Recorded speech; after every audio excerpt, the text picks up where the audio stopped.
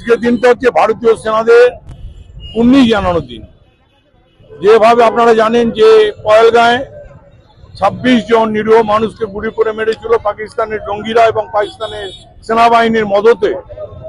ভারতীয় সেনারা পাকিস্তানের সেই জঙ্গি ঘাঁটিগুলোকে ধ্বংস করেছে এবং তারা প্রমাণ করে দিয়েছে বিশ্বের দ্বিতীয় বৃহত্তম সেনাবাহিনী হচ্ছে ভারতীয় সেনাবাহিনী।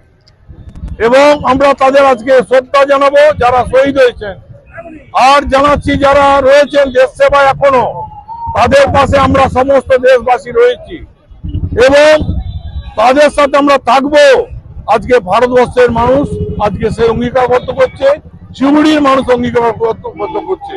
আমাদের মাননীয় মুখ্যমন্ত্রী, বাংলার জননেত্রী এবং আমাদের নেতা অভিষেক ব্যানার্জি, তাদের নির্দেশে আজকে তৃণমূল কংগ্রেস সিউড়ি শহরের বুকে এই যে হাজার হাজার মানুষকে নিয়ে সেনাবাহিনীতে শ্রদ্ধা জানাচ্ছে, কুর্নিশ জানাচ্ছে যে তোমরা দেশের জন্য নিজের জীবনকে বাজি রেখে কাজ করছো। আমরাও তোমাদের সাথে সাথী হতে চাই।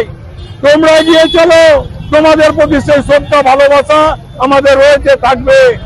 আর যারা জঙ্গি তাদেরকে যেভাবে তোমরা প্রমাণ করেছো, অল্প দিনের মধ্যে তাদেরকে খতম করেছো, তাদের ধ্বংস করেছো, তার জন্য ভারতবাসী আমরা সিউড়ির মানুষ কৃতজ্ঞতা জানাই তোমাদের।